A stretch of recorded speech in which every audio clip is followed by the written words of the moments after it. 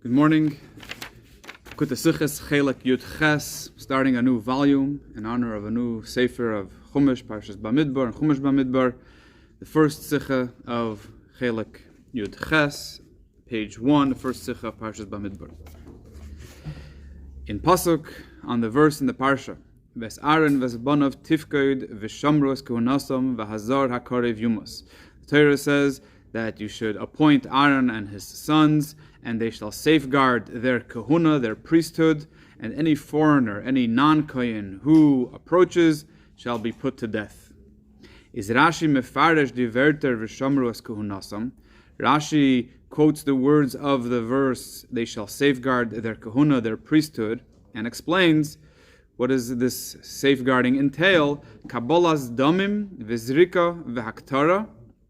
This refers to the service that the Kohanim did with regards to receiving the blood of all sacrifices, sprinkling the blood on the altar, on the Mizbeach, v'haktara, and burning the fats and the innards of the various offerings on the Mizbeach, on the altar, v'avodos hamesuras l'kohanim, and services that are specifically entrusted to the Kohanim. Thus haste.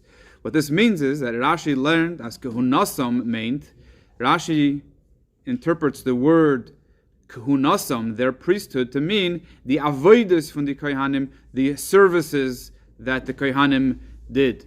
And vishamru as kahunasam, and when the Torah says they shall safeguard their kahuna, there's only their lazen azor to ton ena from the avodas v'azor akarav yumas. That safeguarding entails them not allowing any foreigners, any non-kohanim, to perform these particular services, and any non-kohen, any foreigner that does attempt to do the service is to be put to death. Der Eben Ezra aber teicht. Eben Ezra has a different interpretation of the words v'shamru as kahunasam, they shall safeguard their priesthood. Shelo yavoyu lidei pastos. They should not become disqualified. They have to safeguard themselves to avoid becoming disqualified. This means the Kohanim darfen sich hitten. The Kohanim have to safeguard and watch themselves, Zeir Kahuna, their priesthood, as is only Dvern Pasul Kahuna. They should not become disqualified for anything related to being a Kohen, being a priest in the Beis HaMikdash, durch Tumah v'chulu, through becoming ritually impure, and so on. So Rashi says that Kahunasam over here refers to their service, and Eben Ezra says that Kahunasam refers to their actual status as Kohanim. Darf man verstehen? Here's something that needs to be clarified. Von wann nimmt Rashi to teichen dem Wort Kahunasam?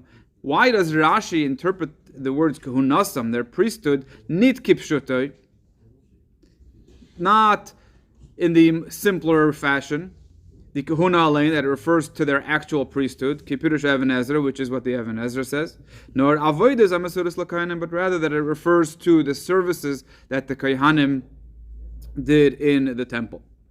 Now we cannot say, as Rashi's hechrech is from the Msima Pasuk v'azar hakarev yumas. We cannot say that Rashi was compelled to follow this interpretation based on the conclusion of this verse, where the Torah says that any foreigner who attempts to perform the service should be put to death. And since that's referring to a foreigner doing one of the services in the temple, perhaps we would say that this proves that the beginning of the verse is also referring to the Kohanim's service. We cannot say this, because had that been the case, in Rashi's opening words of his comment, where he quotes the words of the verse, Rashi should have and would have included the concluding words of this verse, which states that it's referring to the services of the Kohanim. Or at least the Miram is given, or he would have at least alluded to the conclusion of this verse by adding the word v'goymer, which means etc. And because the words that Rashi quotes from the verse are always precise, from the fact that Rashi does not include the conclusion of the verse and does not even allude to it, means that this could not be the reason. This is not the reason why Rashi says that the kahunasam, their priesthood, refers to their service. Und der Tam for was is Take nit ken hecher von dem Sima Pasuk is Pashat. And the reason that it is not enough of a proof from the conclusion of the verse that that's what Kahunasa means, we could very simply say that when the Torah says a foreigner that approaches and attempts to perform the service in the Beis HaMikdash should be put to death, is not a continuation, it's not part of the same subject where the Torah says that they should safeguard their priesthood. No, it says that's Tzvei, but rather it is a separate, another topic. Another question the Rabbi has over here on Rashi's commentary. Why does Rashi also quote the words of the verse, they shall safeguard? If his entire commentary over here is to explain the meaning of the word kuhunasam, which means their priesthood, their safeguarding of their priesthood is not relevant to the interpretation of kuhunasam. Why does he not suffice with simply quoting the word that he ends up actually explaining kuhunasam? So on the surface, at face value, when we learn Rashi's comment over here for the first time, it seems as Kabbalah's damim v'zrika v'aktara, these three types of service that he includes of receiving the blood of the sacrifices, sprinkling the blood, and burning the sacrifices on the mizbeach, they are specific examples within the general category from the avodas ha'mesuros l'kohanim of the services that are entrusted to the kohanim. And however, if that is indeed how we understand Rashi, is need to move on. Then the following several questions arise. First of all, Aleph, the arichos in Rashi, the length that Rashi goes to make this point. First of all, Aleph, why do we need examples altogether? Rashi could have very simply and briefly and concisely said, Kuhunasa means the services entrusted to the Kohanim. Beis. If the reason Rashi does include these examples is to reject any services that come before the receiving of the blood, for example, shchita, the actual slaughtering of an animal, may be done by someone who is not a kohen. So perhaps Rashi is saying that anything from receiving the blood and on is specifically entrusted to a kohenim. Pastach l'chora, more appropriate would have seemingly been to say it could have very briefly and concisely said that from receiving the blood and on is entrusted to the kohen, which is indeed what Rashi does say in Parshas Vayikra when these services are originally mentioned. So why does Rashi list three specific services? Number 3, Gimel.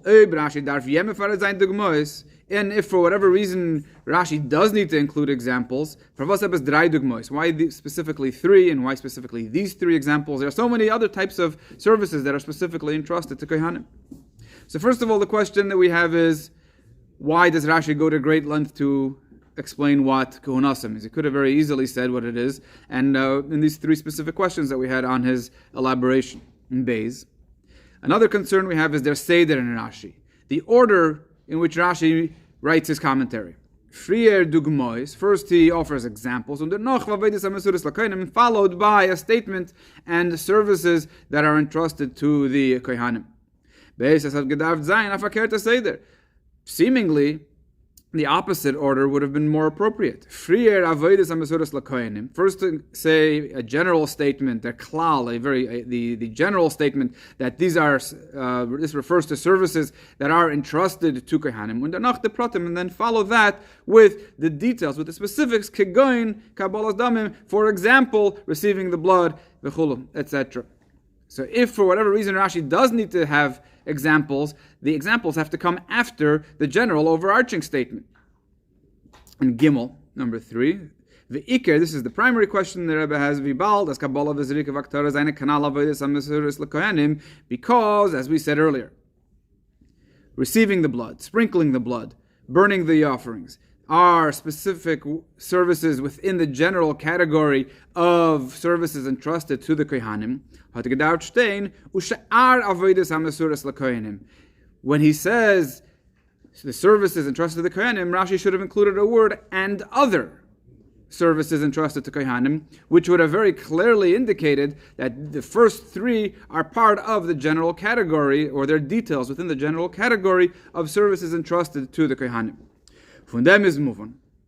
What this means is, as Rashi meant to sagen, Rashi's point over here is, as v'shamru as kehunasam, when the Torah says they shall safeguard their priesthood, this koilel tzvei sugim, the Torah is actually referring to two categories, two specific types of categories. Aleph, kabbalas damim v'zrika v'aktara, the receiving the blood, sprinkling the blood, burning the fats of the offering, which are avodas v'zayin nit mesuras l'kohanim. These seem to be services that are not necessarily or exclusively entrusted to kohanim. And beis, when he says vi, and, implying another, a tzveiter sug, another category, avodas hamasuras l'kohanim, and then we have other types of services that are specifically and exclusively entrusted to kohanim. Is doch tamua. So this is extremely puzzling. First of all, Rashi Rashi already himself said at the beginning of Parshas Vayikra, as we said earlier, from the receiving of the blood and on are all mitzvahs entrusted to kohanim. So how can Rashi over here imply that these three stages, or these three types of services, are not specifically entrusted to kohanim and beis? If for whatever reason we can find a way to explain how these three services are not included in the general category of services entrusted exclusively to kohanim, is need move on. What we need to clarify now is how does Rashi know that when the Torah says that shall safeguard their priesthood, that it's referring to that it refers also to services that are not specifically entrusted to kohanim. So either everything is entrusted to kohanim and therefore they're not in two separate categories, or if the first three are not exclusively entrusted to kohanim, then why does Rashi include that in the definition of kehunasim, of their priesthood? Their beer in them. So to explain all this, der hechach zu lernen, what compels Rashi to interpret as v'shamru kahuna es kunasam, to safeguard their priesthood, nit the etzem hakuna, not their actual priesthood, kepirush Eliezer, like the Eliezer said, nor the avodas hamasuras l'kohanim, but rather that it refers to the services that the kohanim are entrusted with. What compels Rashi to say this? Der pasuk kommt doch ansagen an nayim tafkid minui von Aaron uvonov. This verse very clearly is introducing a new assignment, a new appointment that Aaron and his children, Aaron and his descendants and his sons were now given. Rashi Taich, as Rashi says, tifkoid, when the Torah says tifkoid, you shall appoint, loshen pekidus, it's a new responsibility, a new job. If these words in this verse, in the Torah over here, are referring to the kohanim safeguarding themselves to avoid becoming disqualified in zeir kohuna, that their individual personal priesthood should not become disqualified, is nit kenaya tafkid. That's not something new. No new instructions, no new mitzvah over here. They were already informed and instructed about this earlier in Parshas Emor, where the discussion is over there at length, how a kohen must safeguard his kahuna. The Rabbi learned Rashi. Therefore, Rashi must interpret as their tafkid chodesh. What is this new appointment that Aaron and his sons were given? In them was a dafen hitten as azor zol niton avodas hamasuras l'kohanim. Their new job, their new function here now is to prevent a non-kohen, a foreigner, from performing these services that were entrusted specifically to kohanim. V'shamru v'goyimar, that the Torah says they shall safeguard, b'hazar hakarev yumas, and then concludes with any foreigner who attempts to perform the services shall be put to death. Red wegen ein und im selben minui. So the entire verse is talking about this one and the same appointment. So the kohanim now in this verse are being assigned a specific task to prevent non-kohanim from performing these services. Der mit is moving for was Rashi is meitik in dem dibra maschel euch the werte v'shamru es, and that's why Rashi also includes in his opening line, his opening quote from the verse, the words v'shamru es, they shall safeguard. That language is an expression of appointment, of assigning a task. Weil die Hechachav sein Pirush is from them, was the Pasuk sagt da on a nayan tafkid to Aaron Avanov, because the continuation of Rashi's remarks over here are based on his understanding that they are now receiving an entirely new assignment. Rashi bavarn daber noch ashayla. Rashi over here now forewarns and explains something else. Was me ken fragen in the pasuk. There's another question that you may assume arises on this verse, on this statement of the Torah, and Rashi, in his commentary, forewarns that and prevents that from arising to begin with. Sayidi Friedike Psukim, in the earlier verses, Sayidi Vaitedike Psukim, and in the later verses as well, Reden wegen the Levim. It's all talking about the Levim, the Levites, their Aveda, Minyan, their service in the temple, their census, and so on. Is wie passt rein inmitten der Zivu Yuminui Tzav Aaron Uvan of Kohanim v'Shamros Kohanim. How does why does the Torah suddenly segue into a discussion about the Kohanim, about them safeguarding their priesthood, Aaron and his sons, when the Torah, both before this verse and after this verse, is talking specifically about the Levim, about the Levites, and not the Kohanim? If we're talking about a new assignment that the Kohanim received, they should have, the Torah should have seemingly discussed this earlier, with the Torah where the Torah specifically is talking about the Kohanim and their function and their responsibilities in the temple. Or other places where Kohanim are mentioned, or somewhere unrelated, not smack in the middle of the discussion about the Levim. Therefore, versteht what this teaches us is, as from them was man learned früher wegen Avodah von the Levim. Because the Torah just before is talking about the Levim, what man gekannt herausdringen, we may have assumed as Azor megyeton gewisse Avodas in Mishkan and Mikdash, that a foreigner, a non-Kohen, in this case a Levi, may perhaps, yes, do some of the services in the temple. And the Torah gleich gedacht before, that's what the Torah had to right away state that Aaron was one of Tifkoid v'gomer Hazar HaKarev Yumos, that Aaron and his sons must be appointed immediately on this new task, and any foreigner who attempts to do the service shall be put to death. Because we're talking about the Levim now, the Torah says that you may assume that there are certain services that a non-Kohen may do in the temple. So the Torah right away says that Aaron and his sons need to safeguard their kahuna and prevent any foreigner, any non-Kohen from doing this service. They're beer in them. So what exactly is this service that we may think that a non-Kohen may perform? Then was steht früher, when the Torah says earlier, as the Levim davon hitten mishmeres b'nei Yisrael, that the function of the Levim is to perform the service for the Jewish people, is Rashi mefarish. Rashi explains what the exact responsibility and function of the Levim was. All Jews have a responsibility to perform certain services in the temple. But because the Jews cannot, for several reasons, because the Jews cannot perform the service in the temple, the Levim now fill in for them instead of the Jewish people and as their agents. And now that we've established that the Levim act as agents of all Jews for the purpose of performing service in the temple, in order to sagen, there may have been room to say, as the Avodas by welchem as Eden euch Israel haben sie getan kidl kamon, there are certain services that a regular Jew did do at some point in the temple, or relating to karbanos, relating to offerings, as we'll explain soon what those are. So because that concept exists, Megan Zay, these Levites who are now acting as agents of the Jewish people are allowed to, or perhaps even more, other darfen Zay, perhaps the Levites need to now, are obligated to perform this service in the temple, instead, and as agents of the Jewish people. That is an assumption we might make.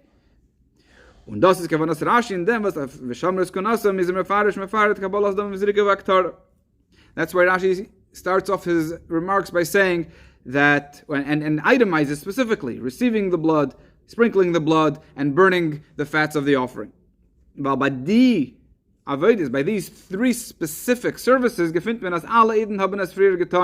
was a time when all Jews actually performed these three specific services, as we'll explain soon in chapter 6 in Zivov. And therefore we may have assumed that because the Jews now no longer do the service in the temple, but the Levites do, so therefore perhaps they should be the ones doing these three specific services. As soon as the Levim's function is mentioned in the Torah segues and says, but the Kohanim need to safeguard that these services are only done by Kohanim, and any foreigner, any non-Kohen, in this case a Levi, that attempts to perform the service is to be put to death. Now, after Rashi makes this statement, he does not suffice with making just this general statement with regards to Levim, and is Moisif, and then he says, there's a second category, and also services that were always entrusted to Kohanim. This is referring to services that Kohanim were the ones, always the only ones that were permitted to do this service. Not like the earlier part of Rashi where he's referring to a type of service that there was a time that other people, other Jews were permitted to perform the service. The next part, is referring to services that the Kohanim always did exclusively.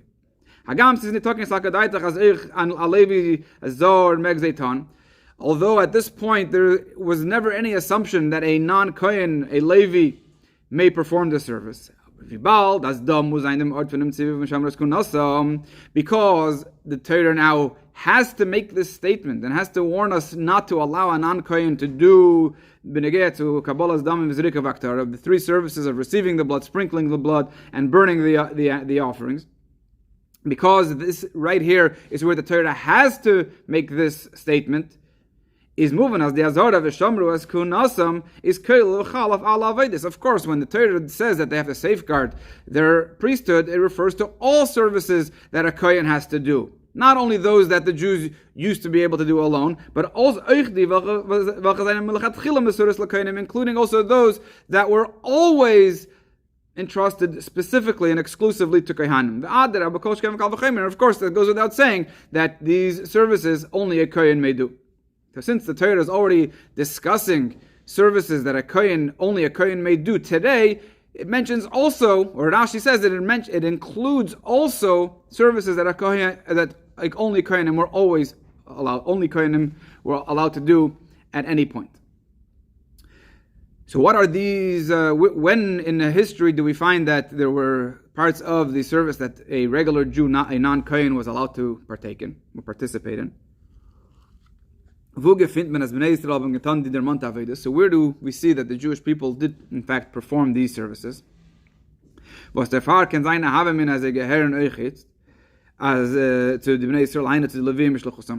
would have made us assume, which would have caused us to assume that perhaps these services now belong to Jews, to regular Jews as well, and by extension in their stead to the Levim. He says, in Parshas Boy, says this very clearly in Parshas Boy, when it talks about the laws of the Korban Pesach, of giving of every Jew, every family, bringing a special offering in honor of the holiday of Pesach. In Mitzrayim is given the tzivui, so when the Jews received these commandments while they were still in Egypt, to have this Korban Pesach, the Torah says clearly, "V'lakchu min hadam," they shall take some of the blood, v'nosnosh ne'em mezuzos, and they shall put some on their two doorposts. They should eat the meat, tzli eish, roasted, al krav, al kirboy, its innards and its thighs.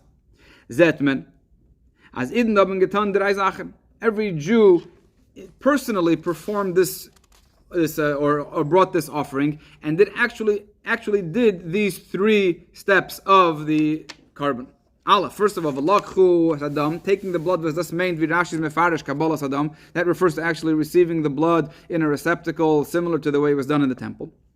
Beis v'nasnu, when they painted the blood on their doorposts, b'mkoyim avedis azrika, that was similar to the sprinkling of the blood that happened later in the temple on the Mizbeach, on the altar. And Gimel, number 3, Tzliesh, when it was roasted, Ke'en Avodas HaKtara, that is similar to the service of burning the innards of an Eish HaMizbeach on the altar.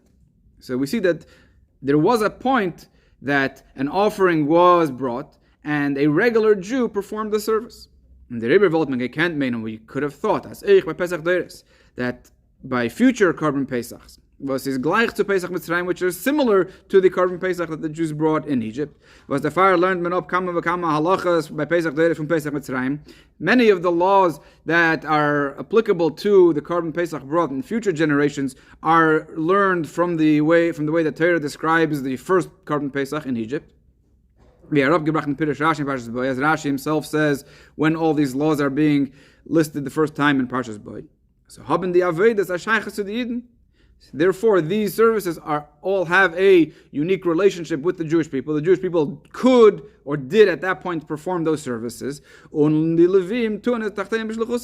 we could have assumed that the Levim, the Levites, now perform the service on behalf of the Jewish people. That's why the Torah very quickly has to say, that they should safeguard their kahuna. And Rashi explains that means Kabbalah's damim zrika v'aktara, that refers to these 3 specific steps of preparing a carbon, receiving the blood, sprinkling the blood, and burning it. Kanal, as we just said. You cannot ask the following question. How can we assume that these 3 services may be performed by Levim? Based Rashi learned this when Afridic pasuk, as we said earlier. Rashi already makes a statement in Parshas Vayikra as Mikabala ve'elach mitzvahs kohuna, that from the point of receiving the blood and on is a mitzvah specifically entrusted to the kohanim. Kanal Siv Beis, as we said earlier. But pasuk by oila. That verse we can say is referring specifically to a korban oila, a burnt offering that is burnt entirely on the altar. By the andere Kabbanas and also with regards to other offerings that are mentioned at the beginning of Chumash Vayikra. So perhaps that is referring specifically to those types of offerings. We see nothing in any verses anywhere in the Torah that the service of the Korban Pesach, specifically the Korban Pesach that was performed in the future, and other types of services that, for example, the tithing, that can only be performed through a kohen. There is nothing about that anywhere in the Torah. That's why Rashi has to say over here that Veshamru Esku Nasam is the source for this prohibition, that once they built the temple, all of these services may only be performed by Kohanim exclusively, and not even Levim. They are from them in Avodas Hashem. And the lesson for this in our personal service of Hashem. We find such a distinction between various types of Jews. With regards to Jews, the Torah says with regards to every Jew, you shall be for me a nation of kohanim. So, from one perspective, they are all equal. All Jews are equal, but we still find distinctions and differences among various types of Jews. Even these types of services that the Jewish people generally do relate to, but it is needs of the requirements in the temple that relate to them. From deswegen is dav dem atzivi chamer. There's an extremely severe commandment that any non-Jew who attempts to perform the service is to be put to death. That's a pretty serious consequence. It tells us something about the severity of these distinctions. Not only does someone who attempts to bring this offering not have any additional sanctity, nor verkehrt, to the contrary, to the extreme contrary, it can lead to his own existence ceasing, him coming to an end. You must put to death, literally. So not only is there nothing to be gained by a non-Kohen performing the service, but it can lead to the individual's death, God forbid. And that's just between different Jews, different categories of Jews. How much more so when we refer to the distinction between Jews and other nations. as wenn wir will me'arev sein, if we want to mix nit durch Giruk Halacha through non-halacha conversion, an emes azar, a true foreigner, which refers to someone who is not Jewish, eine von zwischen die Amim, a member of other nations, in Am Yisrael. So if there's an attempt to mix in non-Jews into the Jewish nation through a non-halacha conversion, with the cheshbon and the justification, as it says, taka hezek and asakana g'dayla faredin. It's while it may indeed be a danger and causing great damage for the Jewish people, but still maybe we should be doing this non-Jew a favor. It is punkt hepech. The opposite is true. It's not a favor for this non-Jew to be considered a Jew if he does not undergo a proper halacha conversion. Thus, is farima hezek gadol will cause this non-Jew himself a great damage. And becomes a stumbling block for everyone. And his own existence will cease, and as we said, it'll cause extreme consequences. Dafke, wenn wir rührt nicht an das, was der Beure Olam von der Torah hat gemacht, when we do not disturb that which that God created. Der Hamabdil ben Yisrael Am, God created a distinction between the Jewish people and the nations. Der Gericht, wenn zum Emes and Shalom v'Tov b'Olam, only then do we attain true peace and good in the world, for alle Beure Olam, for all inhabitants of the world.